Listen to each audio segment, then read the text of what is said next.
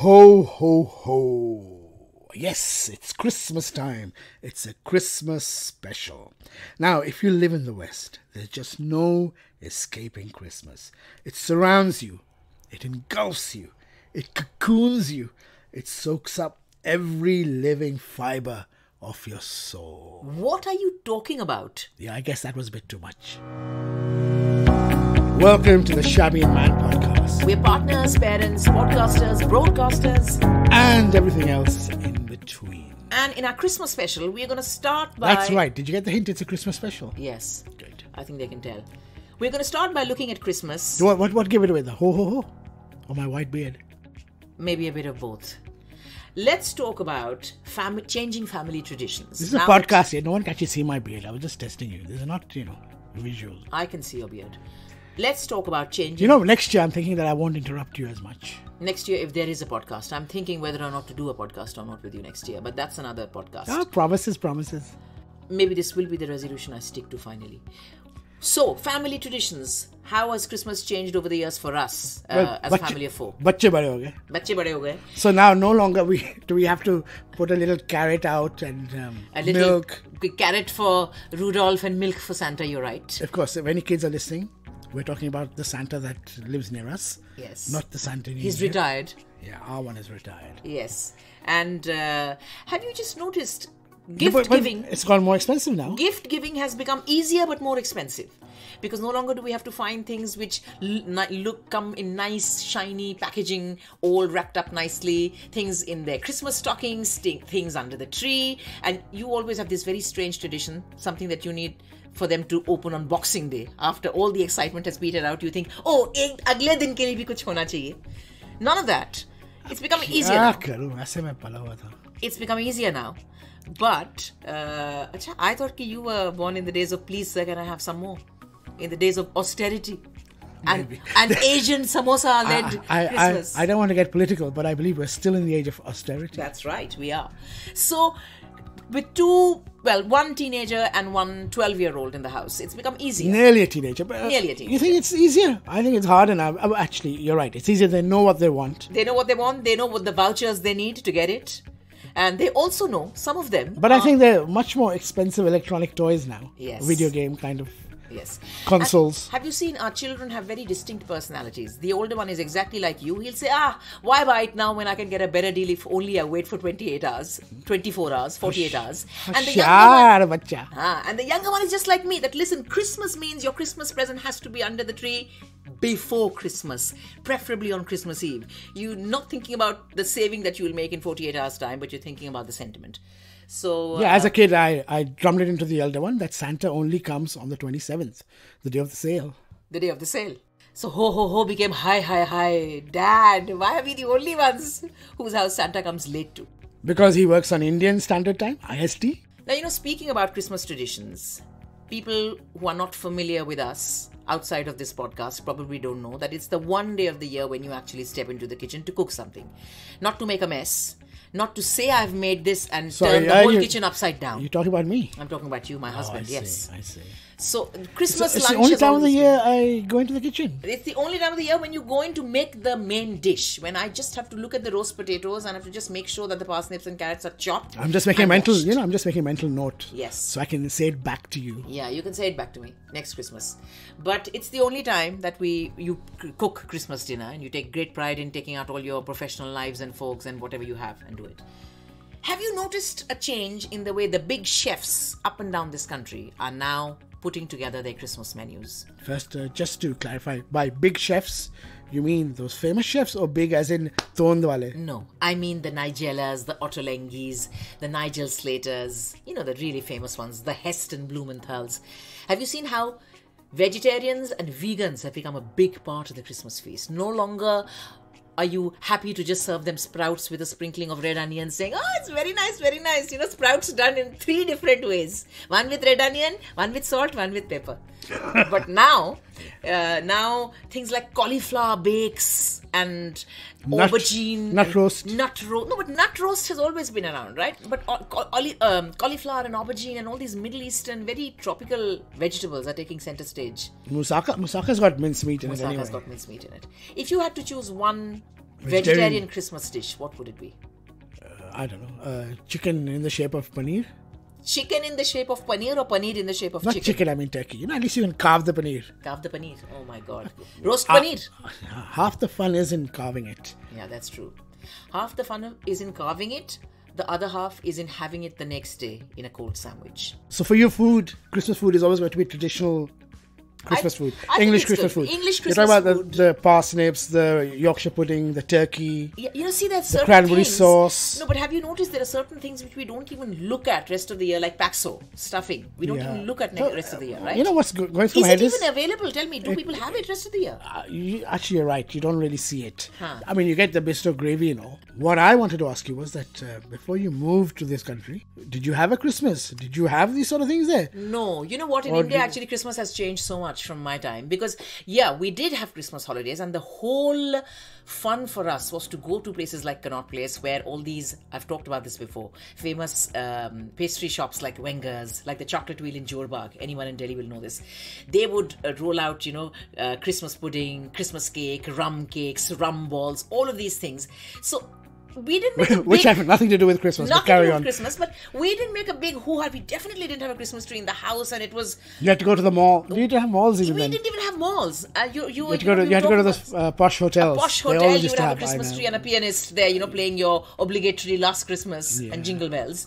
But it wasn't as commonplace, definitely not. So I was surprised when we came here. I remember asking you this, that, gosh, Christmas is a big deal here because we're going and buying Christmas crackers and going the whole hog. And you said, yeah, we've grown up doing this. And it's a huge holiday. You get nearly 10 days off, Yeah. at least a week But off. You were saying how you're noticing friends in India now. Post Yeah, they're all putting up Christmas trees now. Christmas trees and all the traditions, Secret Santa. And here Now let's come there also. I was explaining to my mom and my sister what Secret Santa is painstakingly on WhatsApp, and my sister wrote back one line saying, yeah, we had it as well. And this is what we got, this is what we gave. And I'm like, all right, okay. Though, of course, with all this fun and festivity, don't forget that Christmas. Spare a thought for those, because Christmas is a time of loneliness as well. Everything seems to be enhanced. There are lots of people who are alone at Christmas, people who are grieving. If you had a bereavement, it's a huge gaping hole. It's a very tough time as well for people. So I was saying spare a thought for them as well. Not easy for them. Which brings me to an interview I did recently with Deepika Padukone, and she was promoting a film that's coming out next month, Chapak. Now, it's going to be a tough watch. It is about an acid attack victim, survivor, all of that. But I actually had the longest conversation with Deepika on something else completely. I commended her on being this role model for so many young, impressionable people who look up to her, who think that her life is so magical, so glamorous. Well, it is. It is. But for somebody of her standing, of her stature, of her influence, to actually say that I suffer from depression. There are days when I wake up feeling absolutely worthless. There are days when I break into tears for no reason at all, despite everything that Bollywood has given me. And therefore, I think it's important for people to talk about these things. As I said, fame and fortune is no barrier to... Was it Jim Carrey who said that I wish everybody was rich and famous just to know that it's not the answer to your problems? I don't know, was Somebody like that, either Robert Williams or Jim Carrey, one of these two.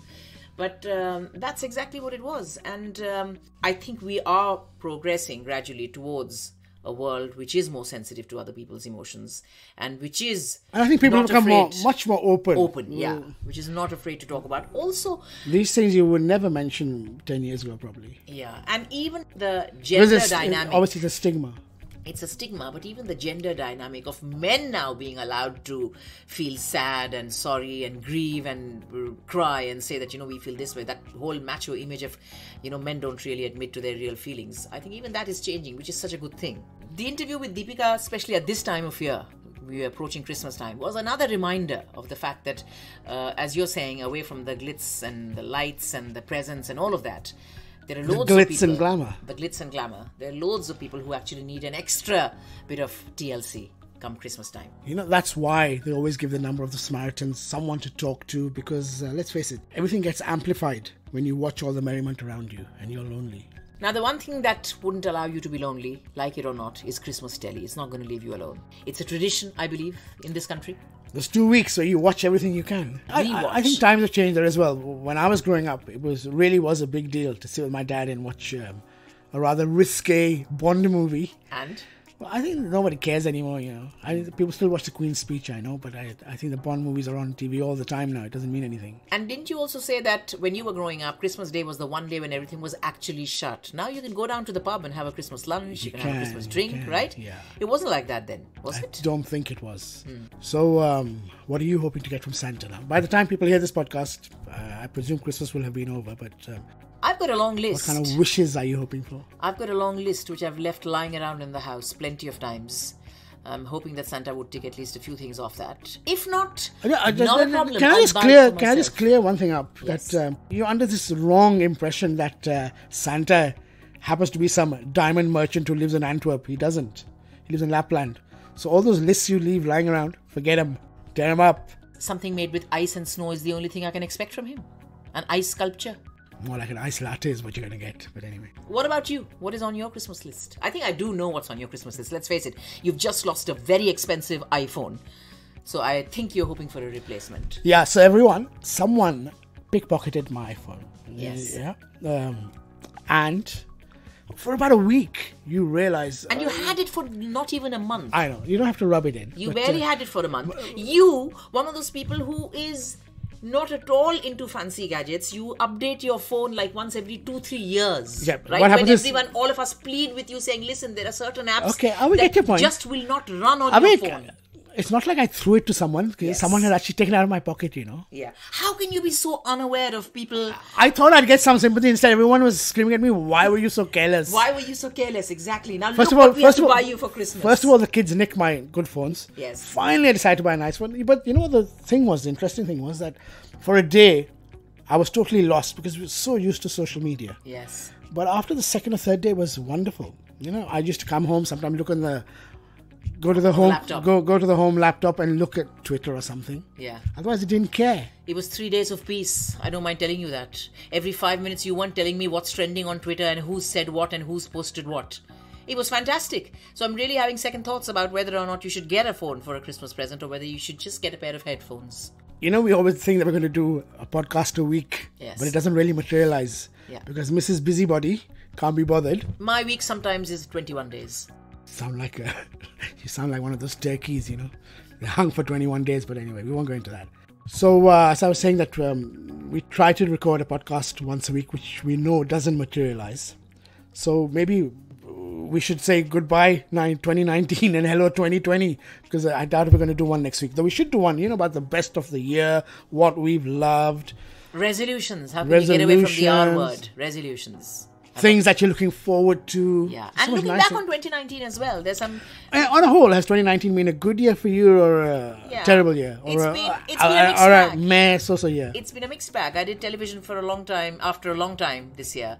But also, you know, there's been bereavements around us, and there's been health issues in the family. And so it's been up and down, really. But I'm very hopeful for 2020. It has a ring to it that I absolutely love. I've lined up a few things which I'm very excited about. I mean, this year has been quite eventful. I mean, there's no denying that. There's been elections in the UK. There's been potential unrest and turmoil in India right now. That's right. Which I hope gets sorted out.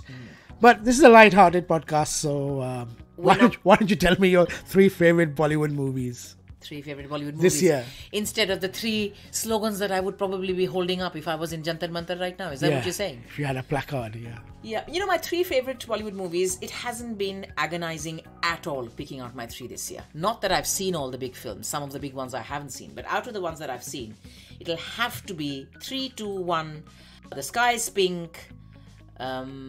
At number 2 is, oh gosh, I've forgotten now, Article 15 and Gully Boy. Tell us a bit about them. I don't know. Sky's Pink, I know the story, Yeah. roughly. Yes. And what is Article 15 about? Article 15 is a very gritty story. It's not a feel-good story at all. It's about 3 minor Dalit girls, lower caste girls. Oh, who is go this missing in the Anshuman, village. It is Ayushmann Ayushmann Khurrana, Khurrana yeah, and yeah, Anubhav Sinha. Yeah, yes, I know. But for the first time, I felt as though I was watching a Western film. You know, it is so beautifully edited, so taut, so tight. Not for a moment did I look at my phone or look at the watch. It isn't even half a second longer than a film needs to be. And they've kept up the momentum. Everything is in suggestion, and it really leaves you feeling sad about the state of affairs. Is this based on a true story or fiction? Well, it's inspired by the Nirbhaya rape case, if you want to say it. But that reminds me, talking about that, we have to watch Delhi Police. Delhi Crime. We talked about this months ago and we never watched it. And I actually had a chat with the director of Delhi Crime. Obviously I couldn't tell him I've not watched it yet. But he told me the whole reason behind putting it together and why it became a web series rather than a film. His uncle or something was in charge. Yes. I know the story. It's well documented. So Article 15, even though it's a gritty film, I think it's brilliantly done. And it is the very embodiment, in my very humble opinion, of what a film should really do. You mentioned Sky's Pink. You're talking about I believe, superb acting by Priyanka Chopra. Priyanka Chopra, yes. Priyanka Chopra, Farhan Akhtar, Zahira Wasim, all of them. Brilliantly done. Again, and your Sunrise Radio of course, played a very big part in the fundraiser in that girl's life, Aisha Chaudhry's life. And again, it forces you to look at death, appraise death, and see how loss, bereavement, grief, no two people in the world react to it the same way, especially if it's somebody as close as your own child or your own parent. We all process grief very differently. What happens when you lose someone close to you, and then how do you cope with it and carry on for the sake of the others who depend on you? So that was again a very, very brilliant film. Two very serious movies. And Gully Boy. I think Gully Boy. I know you and I differ on this, and I don't think we should have. I know everyone loves Gully Boy. So it's nominated for Oscars as well, which unfortunately didn't make it. It didn't make the shortlist. Yeah, but I think an honest debate and discussion on Gully Boy between you and I can only happen after I see. Is it 15 miles? 8 miles. 8 miles. Eminem. Yeah. And you watch Gully Boy. Yeah. Because you've not seen Gully Boy, I've not seen 8 miles. Just because people told me at the very start that it's very similar to Eminem's It is similar. life story. But I like Zoya Akhtar as a director. She's a very intelligent director. She doesn't shove the social message down your throat. She gives you a hint of how somebody else's life could be completely different from what you are used to.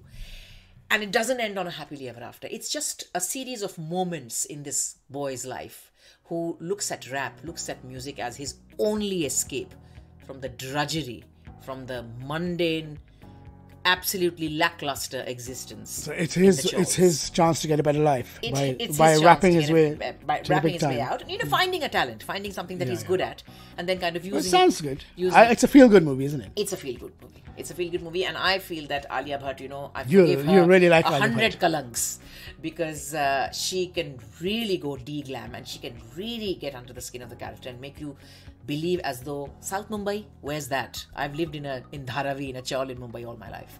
That is the beauty of good acting. I should really be doing a film podcast, not this. Were you about to say this rubbish with me? No. It's coming out of your mouth. Just say it. Yeah, I'll say it in the next one. I'll save it for the next one. Don't be shy now. No point being shy now.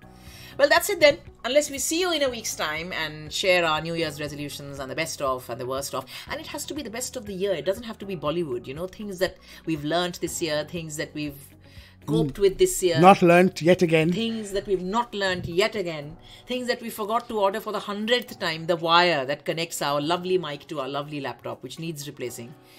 Every time we finish a podcast, we say, right, next time we'll be better prepared. Just to give you a visual of what's happening right now is that one of us is holding a wire in our hands. Yes. And the other one is holding the microphone. It really is a DIY. But you can tell I've got a steady hand. I thought you were going to talk about your voice, but yeah, it's your hand that's steady.